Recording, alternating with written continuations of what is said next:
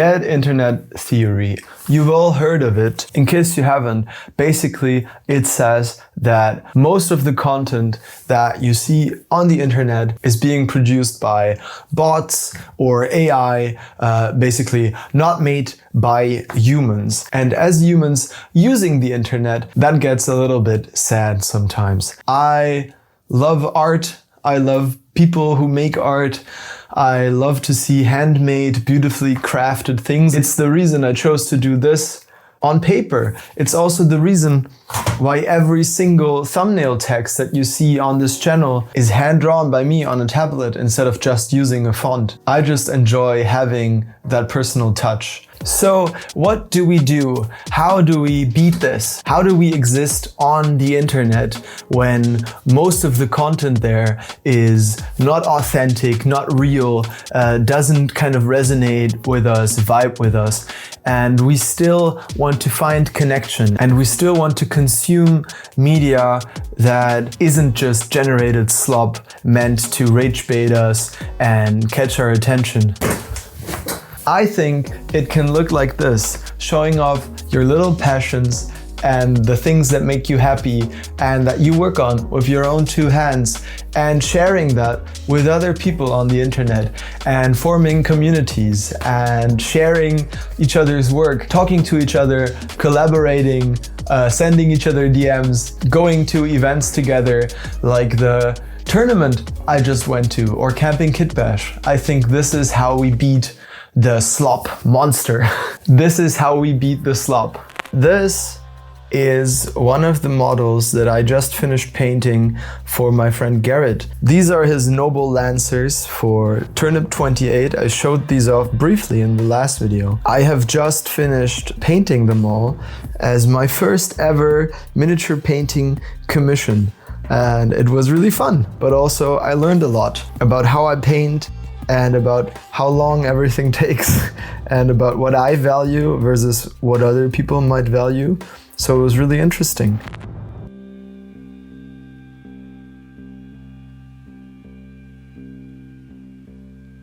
Here they are, all finished up. I had so much fun painting the little freehands on these guys and giving them all their own heraldry. That is something that Garrett told me he wanted, and so I had a look at various root vegetables and tried to come up with little symbols and different heraldic emblems for these noble knights on their mutated beetroot steeds. Also limiting myself to such a strict color palette, but then having a lot of variation within that color palette was super interesting as well. Definitely a very different experience from just painting something for myself, because obviously I didn't build these models, I didn't do the kit bashing, so it was almost more like buying a model and then painting it, strangely enough. I sent pictures to Garrett throughout the whole process and he was very happy with everything I was doing. So that gave me the confidence to just full on send it. And I hope, Garrett, if you're watching this, that you like them. Yeah, I'll give these to you when we see each other in January. I'm crouching on the floor because my tripod is only very little. I'm testing out some new equipment to get some better shots. I'm also lav mic'd up now, so I don't have to be in front of my condenser mic all the time and I can get some more dynamic shots. So bear with me if this video is a little bit more chaotic than usual. Hopefully it's shot a bit more interesting as well though. So look at this mini. I really love the kit bashes that Garrett did for these. They're so beautiful and so wacky and a little bit insane.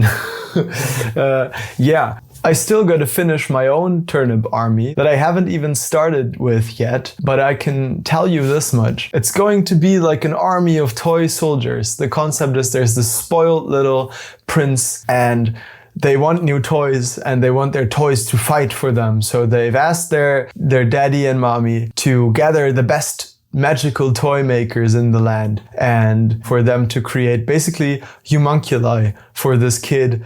And the kid takes these poor artificial souls into battle against the other deranged turnip armies. So that's the idea. I've got the minis for it, so that's coming up at some point. So you can look forward to that.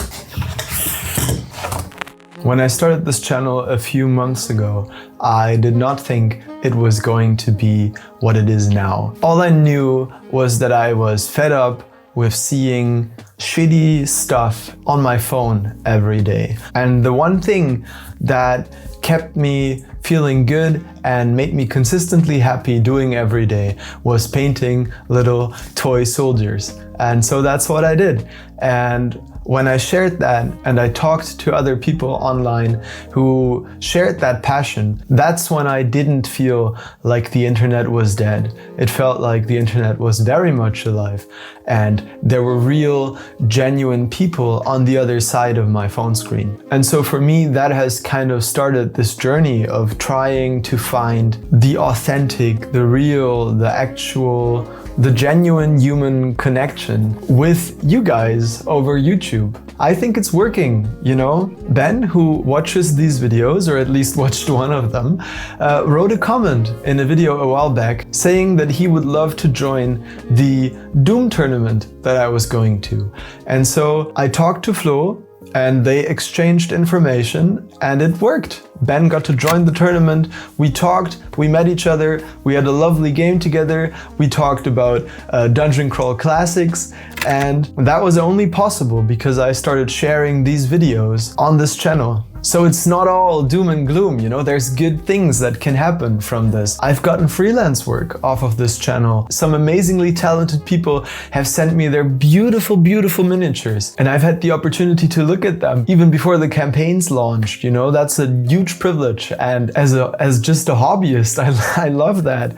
It's so nice. So I don't know what our alive internet looks like exactly, but I know for sure that it involves this. It involves putting yourself out there. It probably involves some sort of blog or vlog format, just because this is who we are, right? This is real. This is not a set. This is my actual desk that I paint little figures on. And these miniatures, I didn't just paint them for like some AI generated video idea that was going to net me the most clicks or have the highest retention rate algorithmically determined.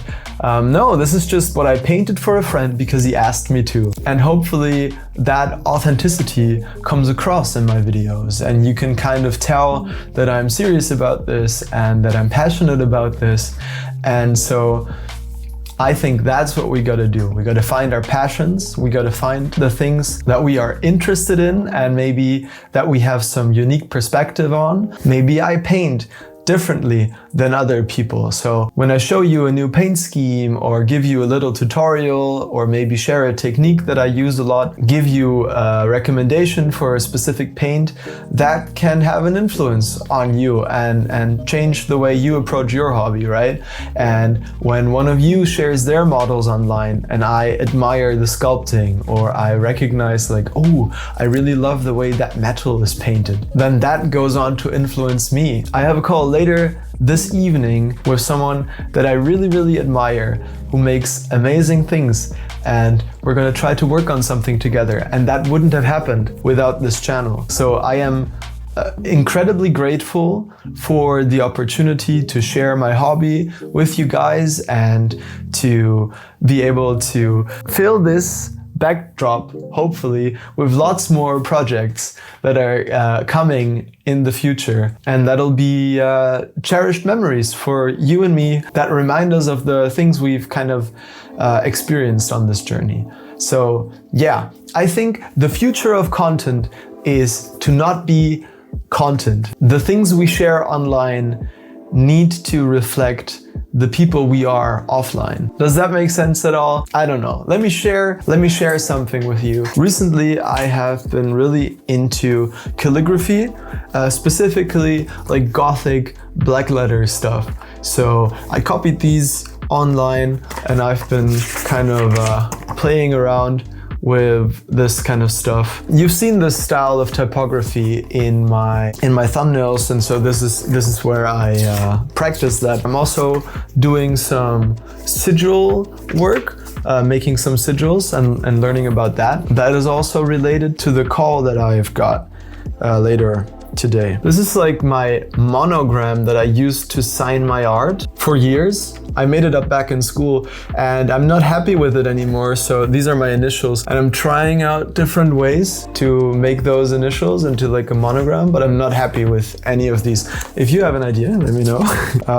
And this was for my friend Nicholas, whose initials are NN, and so we tried out a bunch of stuff for him. Make real stuff to make the internet alive. I think that's today's message. I am working on a longer video, and it's got a huge scope. It's going to incorporate things I have been working on for months now, and I dread thinking about trying to piece all the little parts of it together into one cohesive story for the video. But I think once it's done, it's going to be probably the best video I've ever released on this channel. Fingers crossed. Yeah, I hope to get that out sometime during December, at least. That's my goal. Let's see if it works. If it doesn't, that's fine too. It can wait until January. It'll come out when it comes out. If anything I said in this video resonated with you and you would like to help keep the internet alive, leave a comment and tell me something about yourself. Let's start a discussion. Reply to someone else's comment. Get to know each other. You know, we have the power to make this an actual social place where we all treat each other like humans and not just like usernames. So I don't know, maybe that's like kitschy, or maybe that's a little bit cringe, or like too much. Do what you want, as long as you subscribe to the channel. I'm hoping for more connections to form and more beautiful memories with you guys and this community that we are building together. So until then, I will see you in the next video. Thank you so much for watching and stay sane out there. I know it's tough. Bye bye.